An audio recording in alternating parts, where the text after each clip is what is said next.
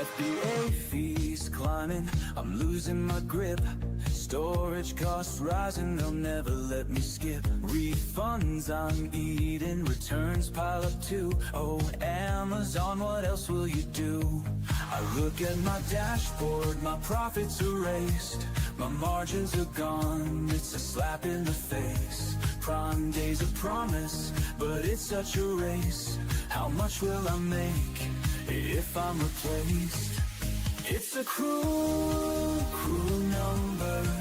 Fees keep climbing, profits torn asunder. Oh, it's cruel. The sellers wonder how to survive when the margins go under. It's a cruel, cruel number. Every month it's something new to plunder. Oh, it's cruel. It's no wonder we're stuck in this game. The algorithm's thunder. Yo, Amazon's back, and they got a new scheme. Reimbursement slashed, it's every seller's dream.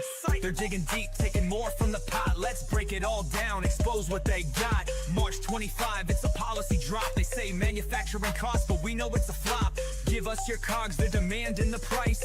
But if you don't, they'll estimate nice. Nice for them, not for you. Watch a payout shrink. That comprehensive evil is a corporate wing. Lost in the warehouse, damaged on the floor. Now they pay you pennies, not a cent more. Fees on the rise, profits on the run. They don't lift a finger, but they pocket the fun. We're fair! They shout while they cut our shares. Amazon math, man, it's full of errors. Fees, taking our dough. They're stacking the deck, and it's sellers who owe. Reimbursement? Nah, they're taking us down, but we're still here, we don't mess around. Fees, straight to the top.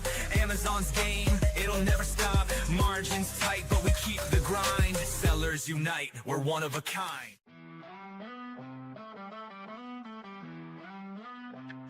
I try to sell my product on Amazon, thought it'd be a breeze. But little did I know I'd be stuck with seller support disease.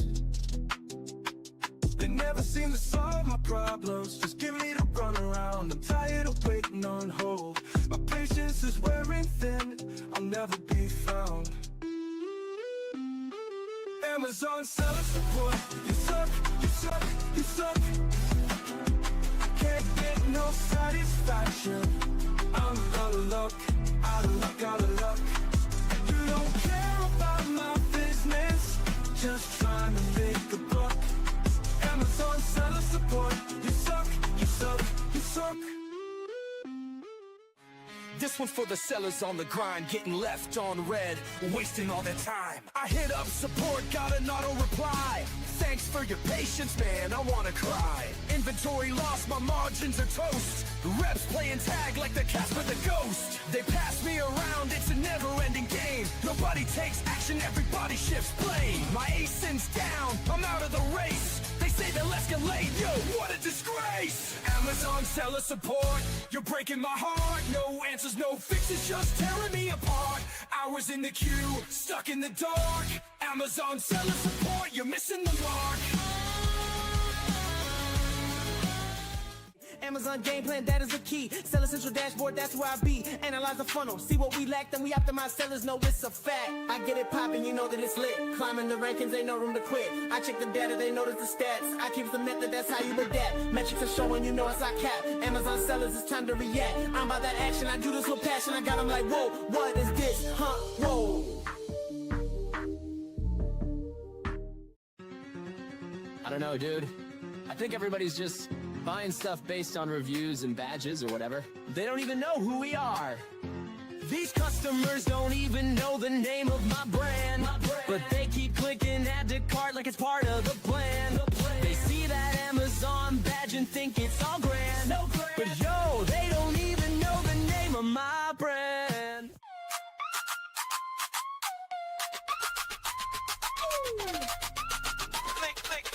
Click, scroll, build your store. Amazon's waiting, what you waiting for? Brand it loud, make it shine. Steven's here to drop the rhyme.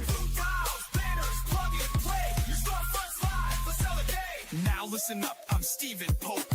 Amazon guru, I'll help you cope. Step 1, get that trademark stamped. Without brand registry, your Amazon cramped. Head to Seller Central, log in quick. Manage stores tab, yeah, that's the trick.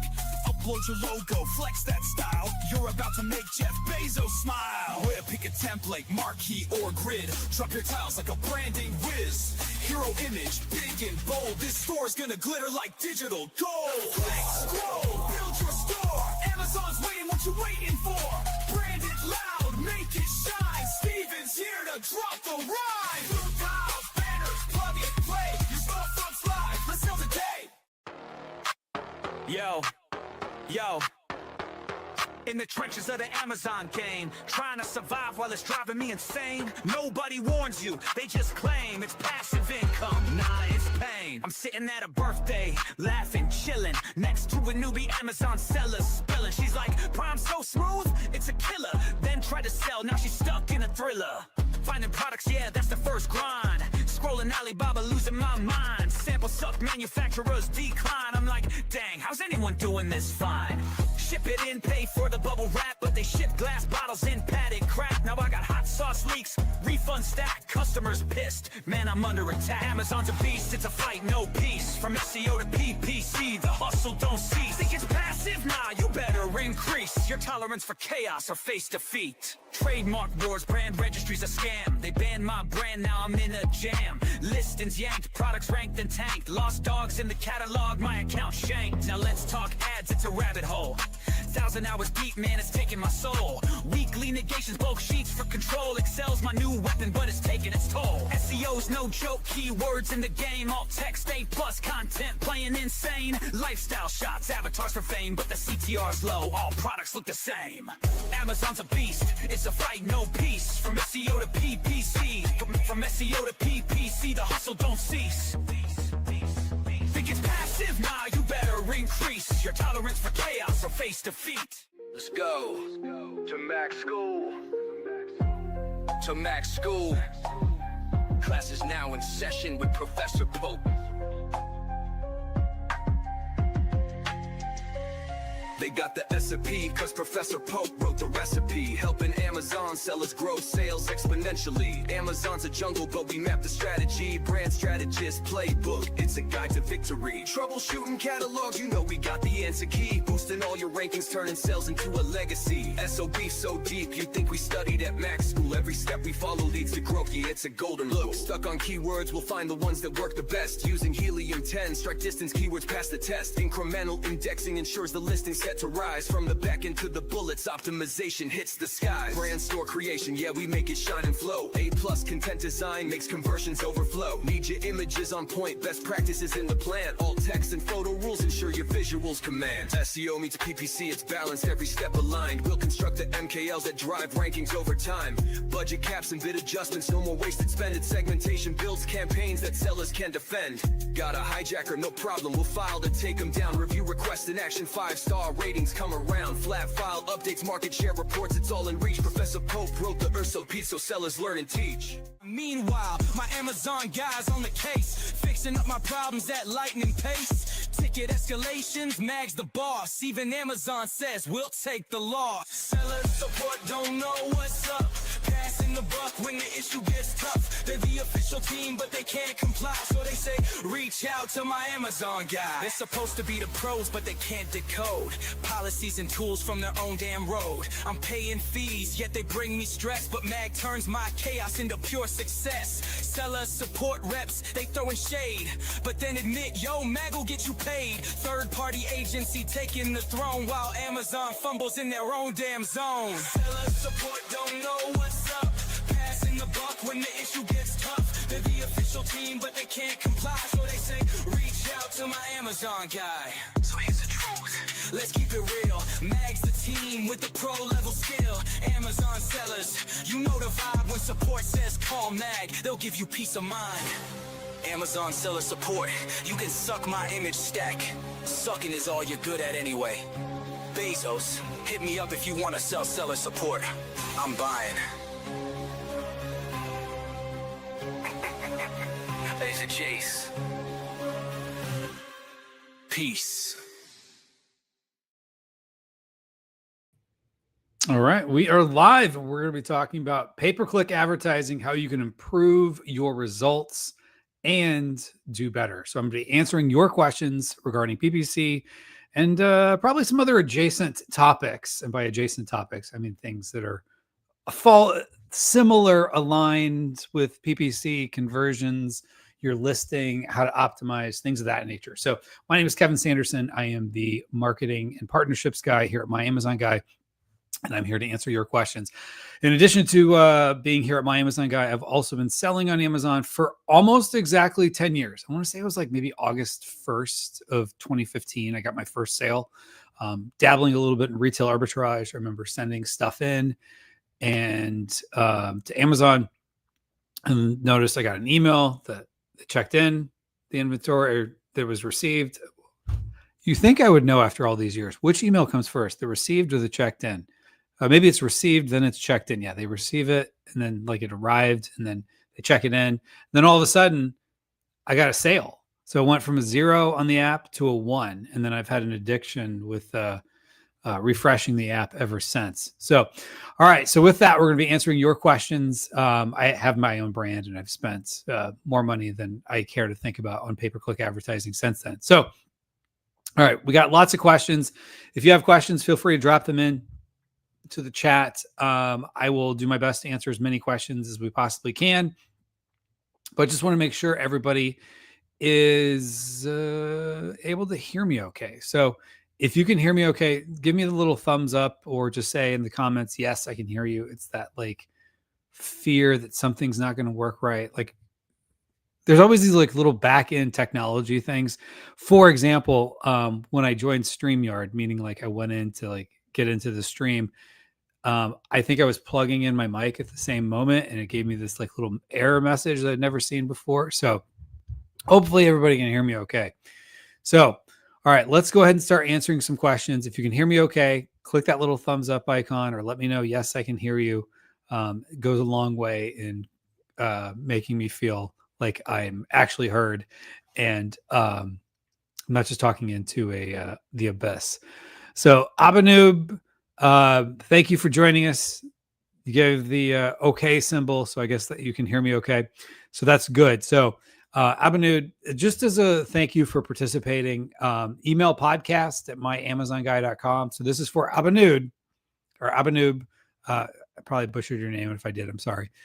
Email us and let us know that Kevin promised you a free $100 course to Mag School. And somebody from our team will give you a free promo code for a free Mag School course valued at $100. So, all right, with that, what else do we have going on here before we start getting into some questions? Abanoob also said, hello, Kevin. I'm here talking from Egypt. Well, we're excited to have you. Saad says, we are here. John,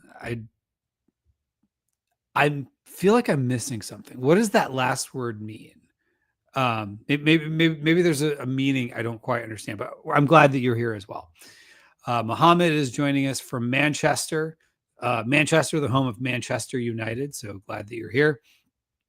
And Abanoob says, yes, you pronounce it right. So, okay, good. So I said it correctly. So all is good. So, all right. So we're going to be answering your questions regarding PPC. So I got some questions jumping in here already. So the thing I will say is I've been doing these live streams here on Mag for a couple of years, and it operates the same way every time. We start off with, we get a handful of questions that people ask before we even started. Then people just kind of like, look around. Do I ask my question? I don't want to look dumb. You're not going to look dumb. Whatever questions you have, I can pretty much guarantee you that someone else has those questions. So you're going to be helping not just yourself, but others. So you can be doing it for altruistic reasons as well. But what will happen is people start asking questions and follow-up questions more and more as this goes on. And so oftentimes we run out of time and I can't get to everybody's question. So I go, for the most part, in order. I do reserve the right to go out of order if something makes sense to me. But if you want me to answer your question, it's better to get it in now while there's still some questions in the queue, but not totally backed up. And sometimes we get to the end and just, excuse me, we just can't get to everybody's questions. So I want to get to as many questions as we possibly can. So ask away now, and I will get to them in order. So, all right. So Limras says, I'm launching a new product. What should my overall strategy be, considering that I'm following pricing strategy recommended by MAG? Apart from that, what should I do for PPC? All right. Good question. So if you're following MAG's pricing strategy, you're offering it at a low price and then kind of incrementally increasing it. Now, the thing I would say about the incrementally increasing it, like if I want to say it's 50, I wish I had that graphic nearby and know exactly where it's at, but I know exactly what you're talking about. But basically what you're going to do is just increase like maybe every 50 sales approximately. That's not a hard and fast number. If you have a slower moving product, meaning just the potential is not there, maybe after a week, if it's only 25 sales or whatever the case is, but just start to gradually increase your price till you get to whatever your target price is. So if your target price is $40, you're coming out of the gate at 20 or $19.99. So that's what you could do there. And then as far as PPC, start off with some auto campaigns, go after some other campaigns. The general philosophy we have here at My Amazon Guy is don't put more than, let's say, 5 to max 20 keywords in a campaign. I will just say this, depends on how many products you have. If you have 2 products, fewer keywords is better. If you have tons of products, like I have probably 400 or 500 active SKUs right now on Amazon, I don't have lots and lots of campaigns for every single product because, some of them, they don't spend all that much.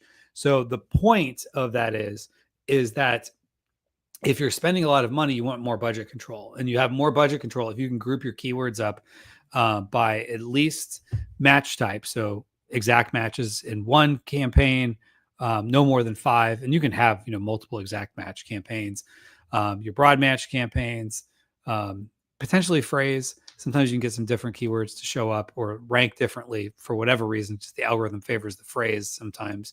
Sometimes it doesn't. Sometimes it just likes the broad and it likes the exact. But just try out and keep working on improving your main image, making it more clickable as much as you possibly can. And then from there, the follow-up question is, how much should my daily spend be for a new product and a new brand entering the market? What kind of keywords should I target? So if this is a new product and a new brand entering the market, don't spend more than you can afford to lose, for one. Now, with that said, be as aggressive as you possibly can. Just know that initially your goal is to get data, and you can always optimize from there. Now, there comes a certain point where you got to say, I'm not going to go after a keyword just because it looks like a good keyword. I've had people ask me like, oh, I've got this one keyword. It's a good keyword. It's a 300% ACoS. And I've been, it's been that way for about 6 months. Well, that's not that good of a keyword. Maybe it looks like a good keyword because it's relevant because the big players in the space seem to be ranking for it, but maybe that's not the right keyword for you. So don't be afraid to pause keywords. You can always come back to them later. But as far as your question about how much should your daily spend be, so one of the things to keep in mind with Amazon is you really can only spend up to whatever there is available to spend, and they will allow you to spend. So that's going to come down a lot to what are people searching for and how many people are searching for that particular keyword. If you have, maybe yoga mat has a lot more keywords than, say, I'm just looking around for an example. 3D printing filament. I don't know. I'm assuming there's more people that do yoga than do 3D printing. I have a 3D printer, so I just happen to be looking at that. So look at what you're selling and what the potential is.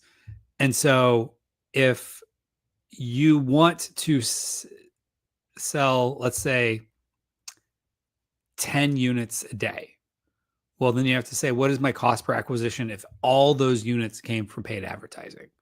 So if, let's say, you're going after a excuse me, 12% conversion rate, which is about every 8 or 9 clicks, you get a sale. So let's just say 8 clicks to get a sale. That means that if your, let's say cost per click is about $1, just for ease of math, then if you need 8 clicks to get a sale, and each click is going to cost you $1, it's going to cost you $8 to get a sale. So if you want 10 sales out of PPC, that's $80 a day. And eventually, hopefully you get to a point where there's enough market and enough people searching for your product that you can get those sales, and it maybe have at least an $80 to $100 per day budget. And that might feel uncomfortable in the beginning because you don't know, am I going to get any sales? And you might not get any. Ideally, you'll still get some sales as long as you've done relevant targeting. It's just how expensive will those sales be and how many people are searching for it. Now, you might have a budget, total budget of $100, but if you are, going after a more highly searched term like yoga mats, then you might have the ability to have lots of long tail keywords you're also going for as well, because there's a lot of people searching for that.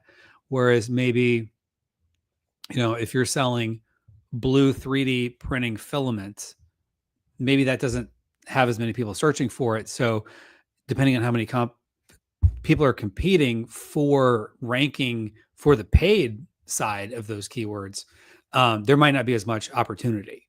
So you might not get as many bites at the apple, so to speak. You might not get as many impressions, or your impressions may be lower down on the page or on page 2 or whatever the case is. So you may have to work your way up even for paid advertising, let alone organic, to show up more. So initially, it's hard to say what your budget would be, other than figure out like how many sales do you want to have? What is it going to cost you to get those sales in an ideal spreadsheet world? And then, as Mike Tyson says, everyone's got a plan until they get punched in the mouth.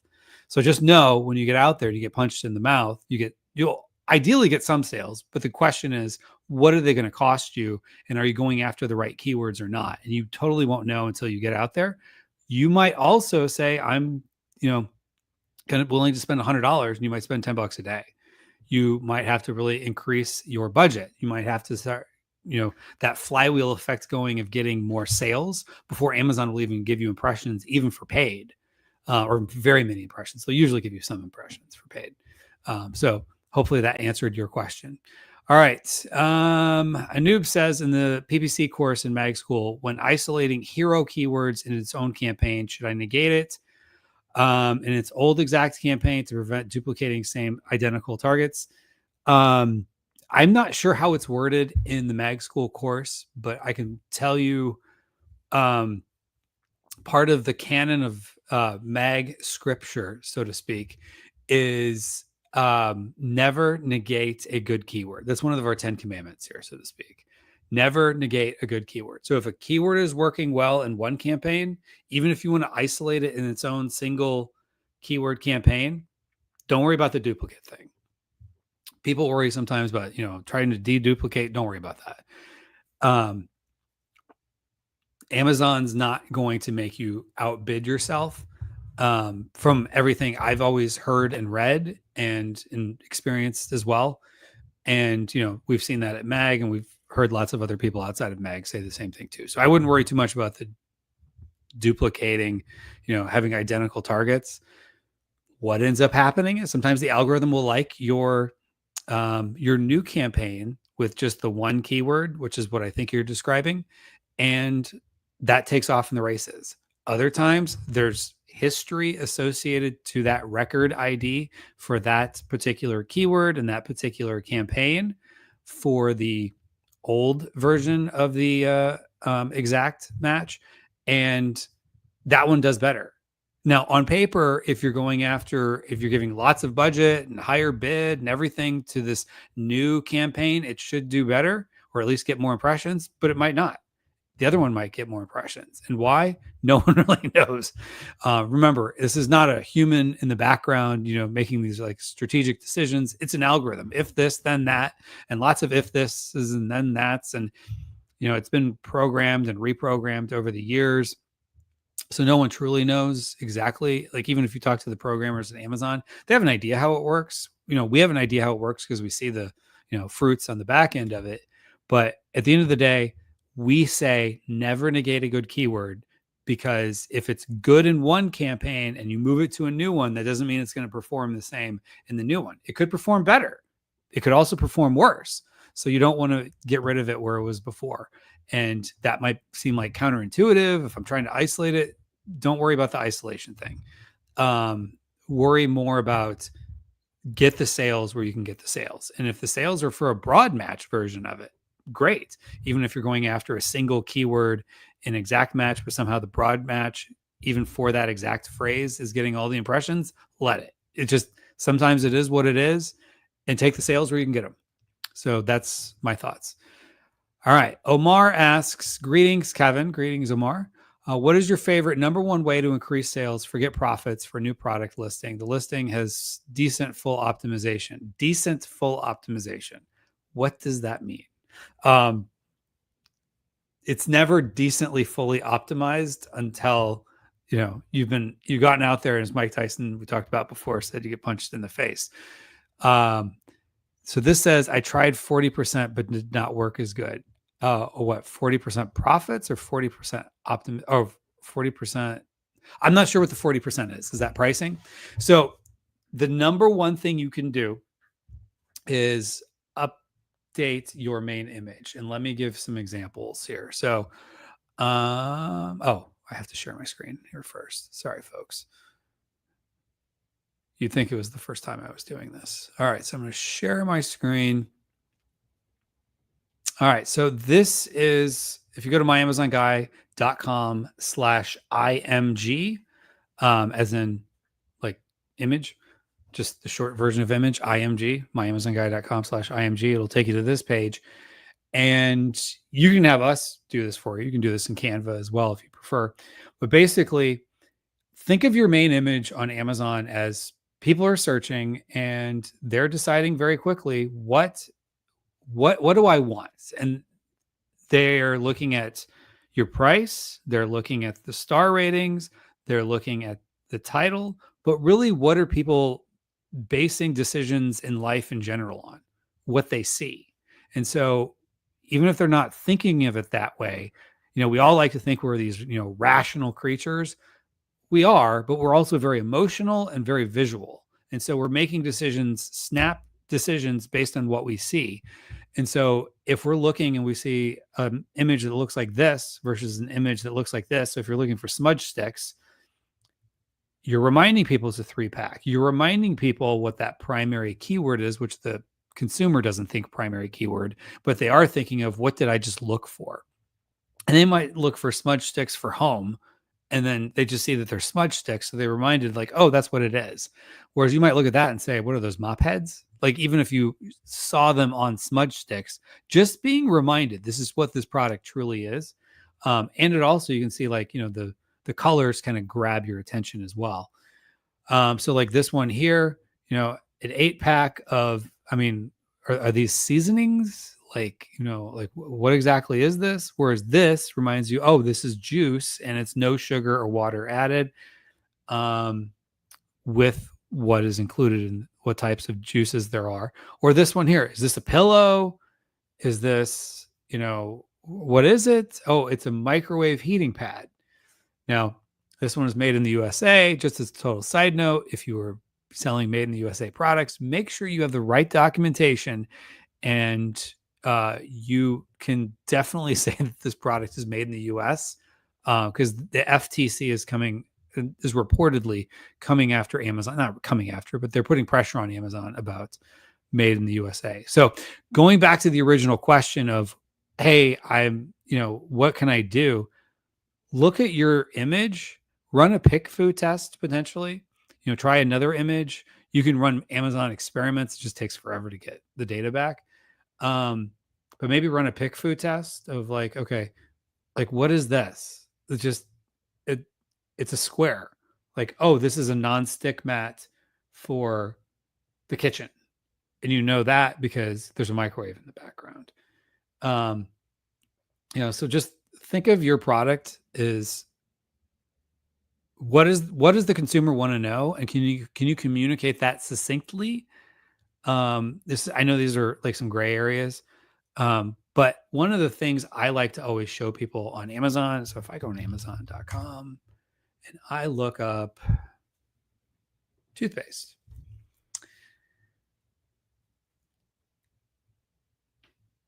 as long as you're not deceiving the consumer, generally people don't care and Amazon doesn't care. So this product here, this Colgate pack of 6, if you've been on my streams before, I've shown this example. It grabs your attention. It lets you know it's a 6-pack. And in some ways it's easier because you see the number 6 versus like if they try to stack 6 boxes on top of each other. I can tell you, because I've purchased this myself, it does not come in this like moving box, which if you look at that, like that looks either photoshopped or made in Canva. Like that doesn't even look like real print on the side of a box. That just looks like something somebody threw together. And who is selling this? Amazon. So sold by Amazon. So this is first party. This is a listing controlled by Amazon. And does it come in the box? Well, I said no because I've gotten it. Now, am I the only person that's gotten it that way? Maybe everyone else is getting it in a box. No, they're getting it shrink wrapped. They're getting shrink wrapped. So the consumers aren't complaining. And this product, and you know, the people that took the pictures of it, those are 5-star reviews. And this has 4.8 star rating out of 63,000.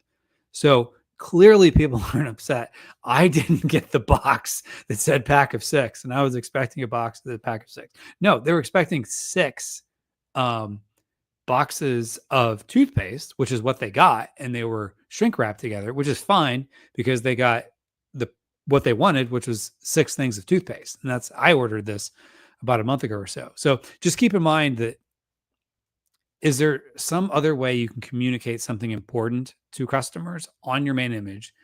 And you got to think toothpaste is a pretty big keyword. And this is Amazon's own listing for Colgate. And if we're looking at this, what does it say? 30,000 units bought in the past month. So usually this one's around 20, 30,000 units a month. So it's working. And it sells a lot. And it's not just because of, you know, it was Prime Day week, whatever, recently. It's selling well because. So, all right. So hopefully that answered that question there. So the answer is go to myamazonguy.com/IMG for image, IMG, and look at some examples. You can DIY them yourselves in Canva. Shout out to John Aspinall from PickFu, who does a lot of work. Follow him on LinkedIn. He gives a lot of examples of how he actually mocks things up in Canva. You can create them on your own, or you can have our team do it. We'd be more than happy to do that for you. All right. Then the question is, what is the safest and sustainable option to start selling on Amazon? Arbitrage, wholesale, or private label? That's probably very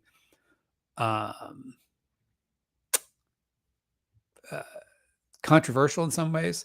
So my very first way of starting, which was 10 years ago, things are very different, was going into the Walgreens by my house. It was probably 10 years ago to the date almost that I actually was scanning this. My first sale, I was mentioning at the top of this stream, was I think around August 1st. I know because there was a forum, Amazing Seller podcast. Shout out to Scott Volker, who's no longer in the Amazon space, but he had a Facebook group, and I had posted in that Facebook group a screenshot of my first sale. I was very excited. But anyway, so I can find that post and know the date. But anyway, that was retail arbitrage. Retail arbitrage is not as easy to do nowadays because Amazon oftentimes wants to see that whatever you're selling, you have authorization to. And there's oftentimes they'll allow you to sell something, but they may smack your hand later on down the road if you don't have like the right brand authorization, or there's something that's compliance related, and because it didn't come from a supplier. Now, granted, if you buy it at Walgreens or Walmart on sale on clearance, they bought it from a, authorized distributor, supplier, wholesaler, whatever. But that's harder because Walmart's not going to give you that information, So you're on your own. All you have is the receipt, and they oftentimes want invoices, not receipts. So that's getting harder and harder. I'm not the expert on retail arbitrage, but I also found from a sustainability standpoint, it's hard. Retail arbitrage is very hard because you're constantly scanning, you're trying to find things, what's on sale today won't be tomorrow. You send stuff in, guess what? It was on clearance everywhere else in Southeastern United States. And so now all of a sudden, there's 10 other people vying for the buy box. When you did it, there was only 2. And now all of a sudden, the consumer, Amazon realizes that Walmart had a sale and they lowered the price.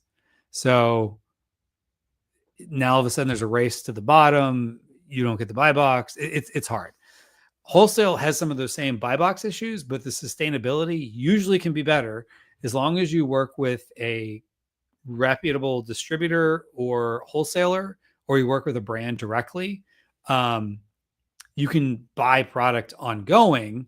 You are giving up margin compared to private label. The nice thing is you don't have to worry about the listing quite as much, unless you have a brand exclusive deal and you're the one buying on behalf of that brand and you're managing the listings.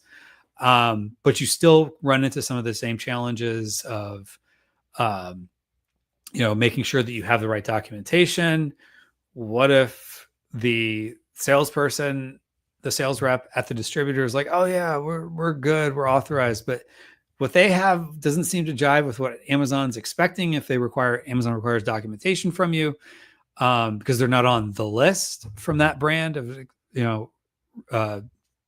distributors or wholesalers that are allowed to. So oftentimes, the information you get may not be lying, but it may not be fitting within the box of what Amazon wants.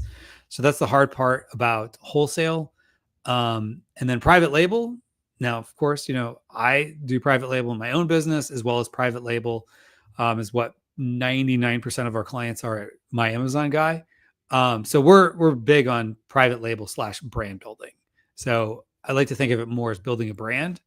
Private label is still, a good thought process, but the days of like taking barbecue gloves and slapping your logo on it are over. You got to have some other value proposition that you're coming with, than just slapping on a logo onto a product and calling it your brand. But hopefully that answered your question.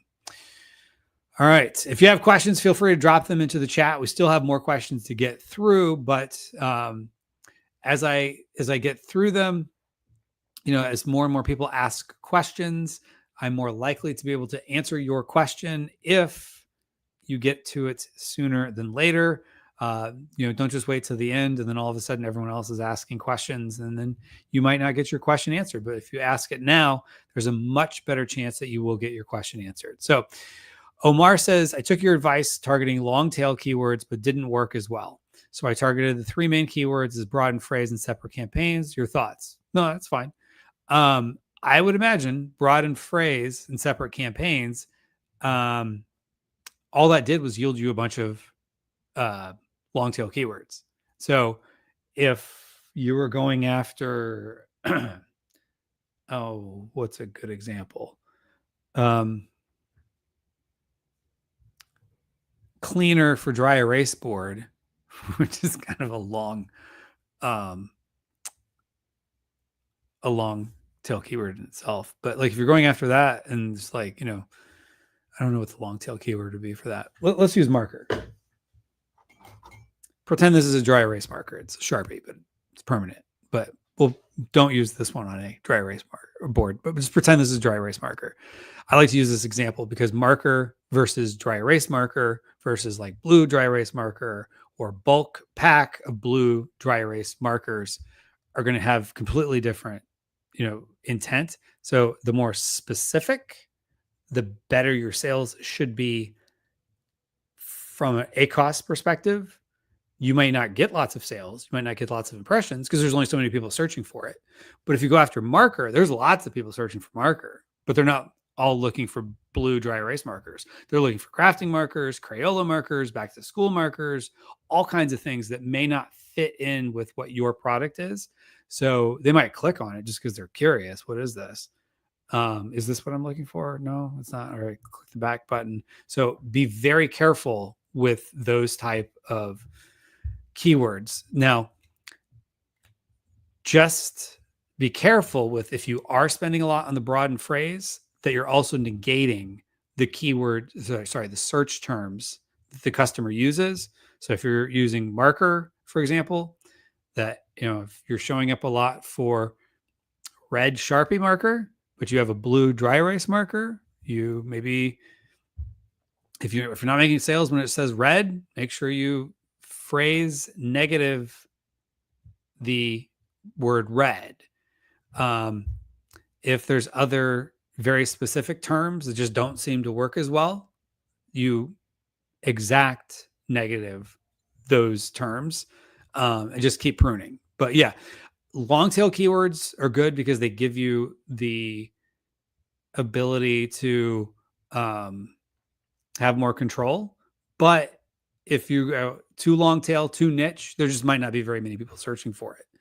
And sometimes you just also have to give the algorithm time. So if this was something we talked about, let's say last week, I commend you for taking action immediately. And so for that, actually, I'm going to go ahead and say you can have a free Mag School course, email podcast@myamazonguy.com, Omar, and just say that Kevin promised you a free course. So kudos to you for taking action. But with that being said, the long tail keywords didn't work as well. You might have to just try different long tail keywords. And then also those broadened phrase are giving you long tail keywords you can also target. So just pay attention to your search term report of keywords to promote to their own keyword, as well as keywords to prune out by making them negative. So, all right, next up, Nowdy says, how frequently should I be tinkering with my campaigns? Things like bid adjustment, top of search, rest of search, product page, increasing, decreasing actual bids, negating, et cetera. Okay, so how often should you optimize your campaign? Optimize is the word we use oftentimes, but tinkering works very well as well. Because that's ultimately what you're doing, is you're going in, you're flipping switches around and seeing what works and what doesn't. So some PPC experts will say you should be doing it every other day or every day. I believe do it as often as you need to. So maybe that's once a week. Maybe that's once every 2 weeks. It depends on how much you're spending. Now, most of our clients, we do more often than like every 2 weeks because they're spending enough money. So there's a sufficiency of data. But if, let's say you spent $50 today and you come back in 2 days later and you spent $50 per day, you spend another $100. Depending on how many campaigns and how many keywords you're going after, you might not have a lot of data to really optimize. And so if, every time you go in, all you see is just onesie twosies of, 1 click here, 2 clicks there, you might have to give yourself more time to go back and optimize your campaigns, because it's not worth spending a lot of time optimizing campaigns when, you got 4 clicks where you're like, oh, I'm going to lower the bid. I'm going to increase the bid. Well, you might have to give yourself a longer time horizon. So you can look at a longer time horizon, like go back, like let's say 60 days, for example, with your bulk files. Sorry. But if you go back 60 days, you don't want to keep going back 60 days, like every 2 days, because that would also not make sense. So what it really comes down to is have data sufficiency. And what is the exact answer of what that looks like? It depends. My feeling is do it as often as you need to without doing it more often and not doing it not often enough. And that's probably doesn't make a lot of sense. And what I would suggest is probably initially check more often, and then you can start, as you get more optimized, you don't have to check it as often. So maybe you start off with maybe every 3 days. If this is, let's say, new campaigns, every 3 days, just check on them. How are they doing? Make sure nothing's blowing up. like all of a sudden, like, oh my gosh, I'm spending $100 a day on this one particular keyword and it's not selling. Why, why are they even allowing me? So you might want to look at things like that. But then over time, look at how much you're spending, and, do you have, some keywords with 10, 20, 30 clicks, or is everything onesie twosies? And so if everything is onesie twosies because you're checking it every day, it may not be worth it. If you have, some keywords you're spending a lot of money on, if you're spending $100 a day on a particular keyword, then you probably want to optimize at least that keyword or that campaign more often. And then the rest, maybe you do less often. So not only is it from an account level, it depends, from a campaign level it depends as well, because you always want to give yourself as much time to look at as sufficient, but not overdo it. And, there's some people that get obsessed with it. And I think I was like this when I first started PPC. It was like, I was checking it like 3 times a day. And it's like, not really that much has changed. And I could change the bid, but like the algorithm takes time before it starts figuring out like, okay, they raised the bid by 20 cents. So what are we doing? How's that with everything else? So just give it time. Don't stress over it is my advice to everybody. Check it as often as you need to, but without doing too much checking. All right. Feel free to drop your questions in the chat. Still got quite a few questions in front, but I could probably still get to your question if you ask it now. Does broad match modifier, this is Galares Ali says, does broad match modifier still work? Because I've seen an update regarding broad match modifier that Amazon considers BMM as a broad match. Your thoughts, please. How can you interpret data of... Oh, okay. 2 different questions. So the broad match modifier has more to do with... I'm not even good explaining it because I don't even use it. It's trying to make it so Amazon is kind of taking a little bit of liberty, because at the end of the day, everybody's going after the same keywords. And so if they see there's more inventory over somewhere else that's kind of somewhat relative to what you have, you can go outside of it. And broad match modified is just one way to prevent some of that. Do they look at it the same as broad match? That might be more of a philosophical thing. I've not seen a news article come out from Amazon, which I could be proven wrong, where it says that broad match modifier is now the same as broad match. That might be, sometimes people say these things like on LinkedIn, and it's more just their philosophical framework that they're using more than it is an actual sacred cow or a Amazon policy. So just keep that in mind. Then the question, how do you interpret data on the vCPM? So this is the video cost per milli, depending how you pronounce it, it's per 1,000 views. Ignore it. So our viewable cost per million views. I'm trying to think exactly where all you can see the vCPM. Don't get too wrapped up on it. Oftentimes, the way attribution works is it'll give attribution the last time it was viewed. So let's just say hypothetically, you run this campaign, and someone sees your ad, then they didn't click on it. They click on your competitor. Then they went back, searched for another keyword. They found your listing organically ranked. They click on it. And the vCPM campaign is getting credit for that sale because it's based on views, not on clicks. It's taking credit. And oftentimes it'll take credit for what other campaigns should have gotten credit for. They click on an ad, they add it to their cart, then they go around, they go shopping elsewhere, and then they view your ad. So now your ad, the view of the ad was on their screen. They might not have even actually seen it, but because it was viewable, it was a viewable impression, it's getting credit now for the sale that they make later on down the road. So I would not put too much stock into the vCPM campaigns. That's my personal opinion. I've yet to hear anyone argue like, oh, they're great, unless you're just trying to get top of funnel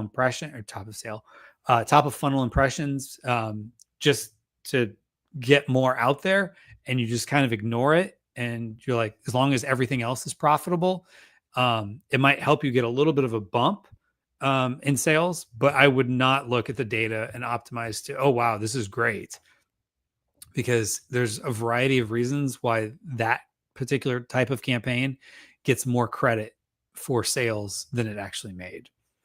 All right. Omar says, one last question, please. In terms of Mag's pricing strategy, what do you think of doing the same strategy, but instead of using subscribe and save? Subscribe and save. That's a good question. I don't know off the top of my head if you do, how locked in you are for subscribe and save. So you're talking about doing subscribe and save instead of doing the lower price. So first off, you got to make sure your product lends itself to subscribe and save. Like if you're selling water bottles, people buy water bottles frequently. So maybe they're going to buy a case of your water bottles, every month or every week or whatever. So they're constantly buying it. That makes sense. If you're selling Sharpies or dry erase markers, as I like to pretend this is, although not actually on the dry erase board over there, this would not do well. It might in an office setting. Some people might go through quite a few, but for the most part, it's not going to do well. Or if you have a can opener, people don't go through a lot of can openers. You buy a can opener once every few years, probably. Like when you move to a new place, like, oh, I can't find my old can opener. So if you have those type of products, it's not going to do well with subscribe and save at all. The one thing you want to look into is, I don't know if you're locked into that price. I don't think you are, because I have a couple of things that I buy subscribe and save, and I think I see price changes on it.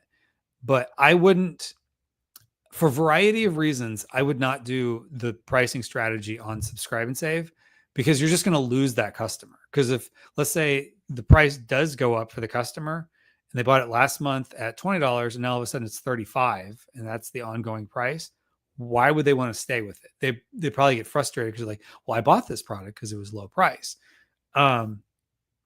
So you could do both in tandem potentially. But I would just be very careful that if you are heavily discounting subscribe and save with the intent of increasing that price as time goes on, you're going to lose those customers. Just know that that's part of it. And so if your product lends itself to subscribe and save, maybe test it out. But where you're doing like what we suggest, lowering your price, but just know if you increase the price, you're going to lose those customers as time goes on. All right. Viper 1213 says, my impressions have dropped significantly after Prime Day. You're not alone. And I'm not sure what to do to get them back. Currently, Mag is working on it. I enabled brand promotions targeting audience and giving 20% off. Yeah, some of that is just people aren't searching as much for things. So I have some products that are actually doing better than they were doing during Prime Day. And some of that is just because there's a certain seasonality to them that seems to be working okay. But if yours doesn't lend itself to back to school, summertime, whatever, this is a slow time for e-commerce now through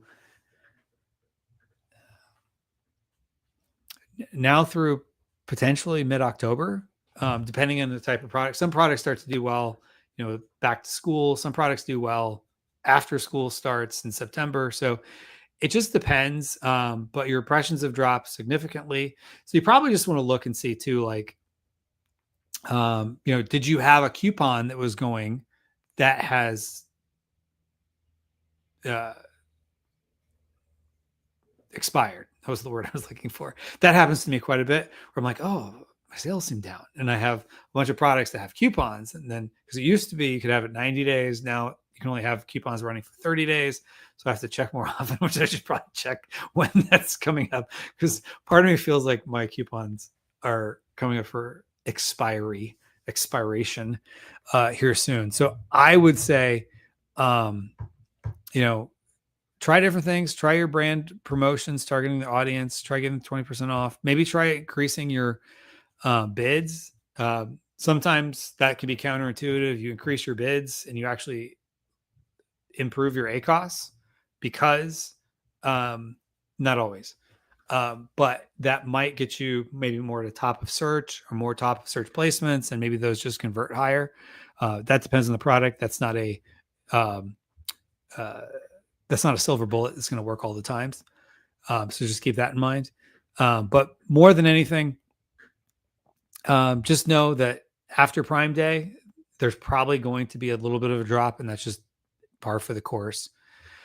All right. So we got a couple more questions. If you have questions, feel free to drop them into the chat. I will do my best to answer your questions. Zakai Palace. Hopefully I said that right. Hi, dear. Hope you're doing well. I am. Thank you. I lost sales since 1 month. I'm now starting to gain sales. And how to start gain sales. Some of that could be, like I was just saying with the last one, could be somewhat seasonal. So, you know, a month ago, we just got past Father's Day. I don't remember exactly what day that would have been. Was that like what, the 14th or the 21st of June? No, 15th or 22nd, the middle of June. So roughly a month ago, we had Father's Day. Father's Day, if you have a male friendly giftable product, you might have done really well the month of June because of Father's Day.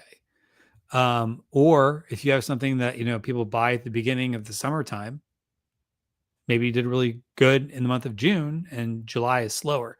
July and August are always going to be a little bit slower. But that doesn't mean you can't try things to see, you know, what you could do. You can go after new keywords.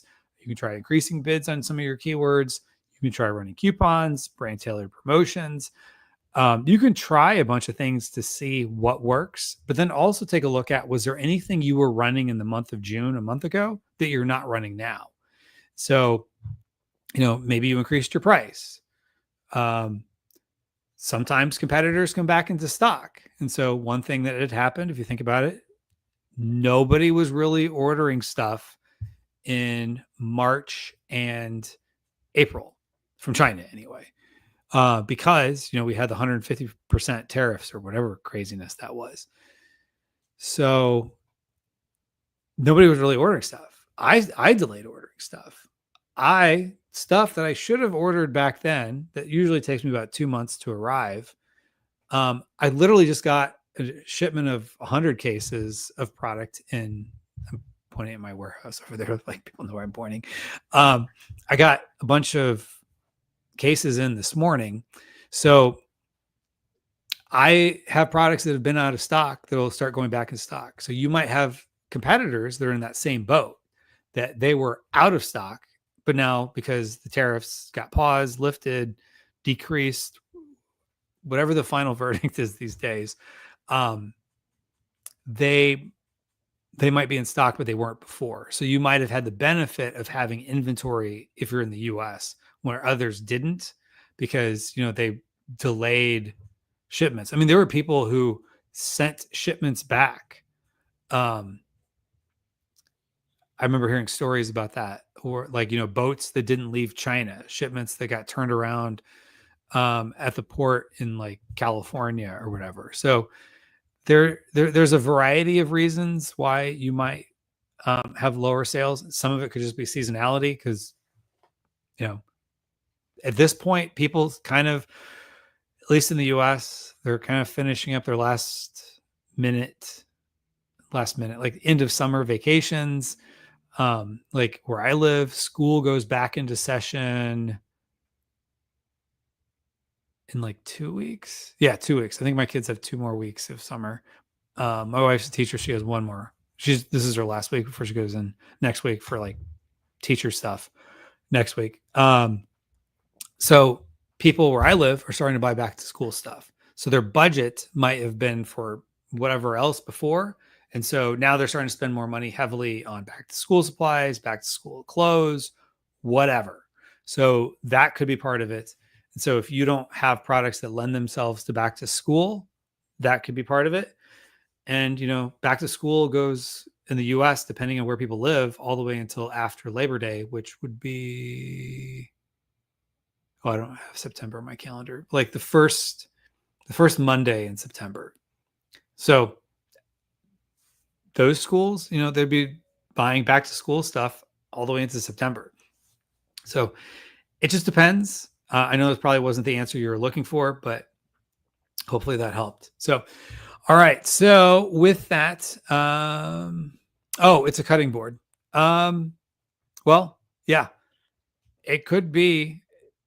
I bet there's a lot of cutting boards that come from China, and I bet a lot of them are back in stock now, whereas they were out of stock maybe in June, because I want to say it was like early May that the late April, early May that the tariffs got paused. And so then all of a sudden there was a rush of people, ordering product. So that could be part of it. I don't know if that helps, but just try different things. Try improving your main image, which again, you can go to myamazonguy.com/IMG. We can work on that for you. If you want a PPC audit, we do have a PPC audit is on special, which you can go to myamazonguy.com. Just look at our services. You can purchase a PPC audit, which is on special today and tomorrow. And then we also have our SOP library on sale as well. If you're on our email list, you probably got an email about an hour ago, and you'll get another email here soon. So with that, thank you for joining us. It's been a pleasure, everybody, and we'll see you on the next one. Take care. Bye-bye.